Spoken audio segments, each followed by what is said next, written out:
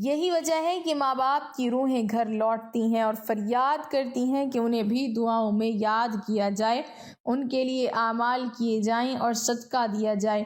پھر حضرت سلمان فارسی رضی اللہ تعالیٰ عنہ نے دوبارہ پوچھا کہ یہ ارواح کب کب اپنے گھروں کو لوٹتی ہیں؟ تو آپ صلی اللہ علیہ وسلم نے فرمایا کہ یہ ارواح ہفتے میں ایک دن اپنے گھروں کو لوٹتی ہیں، اور وہ دن جمعرات کا ہے، یعنی جمعے کی رات کو یہ روحیں اپنے گھروں میں آتی ہیں اور چیخ چیخ کر اپنوں کو پکارتی ہیں، لیکن جو لوگ زندہ ہیں ان کی آوازیں نہیں سن سکتے، وہ اپنے دنیاوی کاموں میں مگن رہتے ہیں، لہٰذا یہ روحیں اسی طرح سے مایوس ہو کر لوٹ جاتی ہیں، سوائے ان کے جن کی اولاد نیکوکار ہوں اور اپنے والدین کے لیے اعمال ہدیہ کریں اور ان کے لیے دعا کریں۔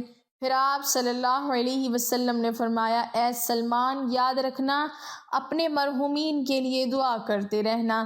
جب کوئی اپنے مرحوم والدین کے لیے دعا کرتا ہے تو ان کی روحیں اللہ سے فریاد کرتی ہیں کہ یا اللہ، جس طرح ہماری اولاد نے ہمارے اوپر احسان کیا، ہمیں اپنی دعاؤں میں یاد کیا، تو ان پر بھی رحم فرما، ان کی دنیا کی پریشانیوں کو ختم فرما اور ان کے لیے آسانیاں پیدا کر۔ ناظرین، یہ تھا آپ صلی اللہ علیہ وسلم کا فرمان، جس سے واضح ہوتا ہے کہ ارواح جمعرات کو اپنے گھروں کو لوٹتی ہیں۔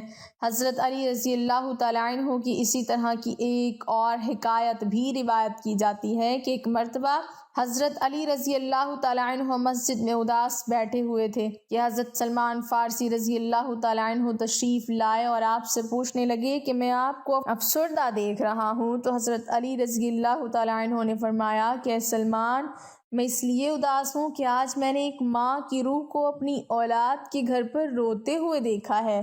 وہ اپنی اولاد سے فریاد کر رہی تھی، اس کی آہ و بکا سن کر میں پریشان ہوں۔ وہ اپنی اولاد سے یہ سوال کر رہی تھی کہ صدقات اور نیک اعمال کے ذریعے میرے اوپر مہربانی کرو، مجھے اپنی دعاؤں میں یاد کرو۔ تو اس پر حضرت سلمان فارسی رضی اللہ تعالیٰ عنہ نے عرض کیا کہ اے علی رضی اللہ تعالیٰ عنہ، کیا مرنے کے بعد ماں باپ کی روح بھی واپس لوٹتی ہے؟ تو حضرت علی رضی اللہ تعالیٰ عنہ نے فرمایا، ہاں، جب ماں باپ فوت ہو جاتے ہیں تو ان کا اپنا اعمال نامہ تو بند ہو جاتا ہے، مرنے کے بعد وہ اپنی اولاد اور اپنے رشتہ داروں کے محتاج ہو جاتے ہیں۔ کوئی ان کے نام پر صدقہ کر لے، کوئی ان کے لیے نیک عمل کر کے ایصال ثواب کر دے تاکہ ان کی درجات بلند ہو سکیں یا ان کے عذاب میں ان کی وجہ سے کمی ہو سکے۔ یہی وجہ ہے کہ ماں باپ کی ارواح گھر لوٹتی ہیں اور فریاد کرتی ہیں کہ انہیں بھی دعاؤں میں یاد کیا جائے۔ ناظرین، ہمیں یہ معلوم ہوا کہ والدین کے لیے ان کی وفات کے بعد دعا ضرور کرنی چاہیے اور ان کو اعمال ہدیہ کرنے چاہیے تاکہ ان کی ارواح کو سکون پہنچ سکے۔ ایک روایت میں آتا ہے کہ ایک بزرگ نے اپنے مرحوم بھائی کو خواب میں دیکھا تو پوچھا کہ کیا ہم لوگوں کی دعائیں آپ تک پہنچتی ہیں؟ تو اس مرحوم نے جواب دیا کہ ہاں، خدا کی قسم، یہ دعائیں ہمارے پاس نورانی لباس کی صورت میں پہنچتی ہیں، ہم ان کو پہن لیتے ہیں۔ لیکن ناظرین، کتنے افسوس کا مقام ہے اور افسوس کی بات ہے کہ عموماً لوگ اپنے مرحومین کو بھلا دیتے ہیں اور چند دن دعا کرنے کے بعد ان کے لیے دعا بھی نہیں کی جاتی۔ یہی عام مشاہدہ ہے۔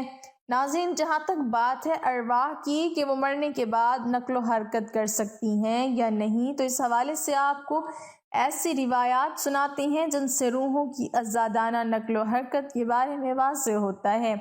حضرت سعید بن مسیب رضی اللہ تعالیٰ عنہ سے مروی ہے کہ حضرت سلمان فارسی رضی اللہ تعالیٰ عنہ اور عبداللہ بن سلام رضی اللہ تعالیٰ عنہ باہم ملے۔ ایک نے دوسرے سے کہا کہ اگر تم مجھ سے پہلے انتقال کرو تو مجھے خبر دینا کہ وہاں کیا پیش آیا۔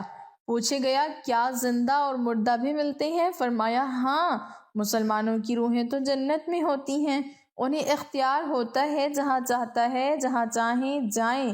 حضرت عبداللہ بن عمر رضی اللہ تعالیٰ عنہ کا فرمان ہے کہ دنیا مومن کا قید خانہ ہے اور کافر کی جنت۔ جب مسلمان مرتا ہے تو اس کی راہ کھول دی جاتی ہے، جہاں چاہے جائے۔ ناظرین، روح وہ امر ربی ہے جس کے حکم اور پروگرام کے ماتحت ہمارا وجود شروع ہوتا ہے۔ قرآنی تعلیمات کی روشنی میں یہ کہا جا سکتا ہے کہ روح کا مادہ نور ہے اور یہ نور توانائی کی ایک قسم ہے۔ جس طرح ملائکہ نور سے پیدا ہوئے، اسی طرح روح بھی۔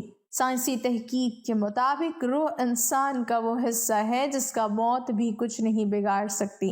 روح اللہ تعالیٰ کے ایک فیصلے کا نام ہے، اس سے زیادہ جانا نہیں جا سکتا۔ انسان کے پاس جو علم ہے وہ بہت ہی کم ہے، بلکہ دیا ہی نہیں گیا، جبکہ روح کو سمجھنے کے لیے زیادہ علم چاہیے، جو مخلوق کی شان کے لائق نہیں ہے۔ ناظرین، یاد رہے کہ ماں باپ اپنی اولاد کے لیے خدا کے فضل و کرم کا ذریعہ ہیں، اور خدا کی رضا ان کی رضا میں ہے۔ اسی لیے خدا نے جہاں اپنے عبادت کا حکم دیا، وہاں والدین کے ساتھ احسان کا بھی حکم دیا۔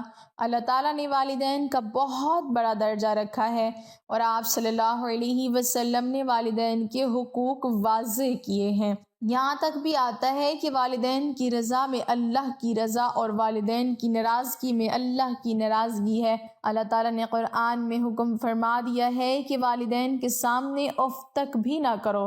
جہاں اللہ نے والدین کے ساتھ حسن سلوک پر اجر رکھا ہے، وہاں پر ان کی نافرمانی پر عذاب بھی رکھا ہے، اور والدین میں والدہ کا درجہ زیادہ رکھا ہے۔ زندگی کے اندر والدین کے ساتھ حسن سلوک کی تعلیم ہے، اور مرنے کے بعد بھی ہمارا مذہب ہمیں یہ درس دیتا ہے کہ والدین کے لیے ایصال ثواب کرتے رہیں، تاکہ ان کی کمی بیشی کو اللہ رب العزت معاف فرما کر ان کی بخشش کر دے، اور ان کے درجات کو آپ کی دعاؤں اور نیک اعمال کی وجہ سے بلند فرماتا رہے۔ اللہ تعالیٰ سے دعا ہے کہ وہ ہمیں بھی والدین کی قدر کرنے کی توفیق عطا فرمائے، اور مرنے کے بعد ان کے ایصال ثواب کے لیے دعاؤں اور نیک اعمال کا اہتمام کیا جائے۔ اللہ تعالیٰ آپ کو اپنے حفظ و امان میں رکھے، آمین ثم آمین۔ ناظرین، کمنٹ باکس میں اللہ تعالیٰ کے 99 ناموں میں سے ایک نام ضرور ٹائپ کریں۔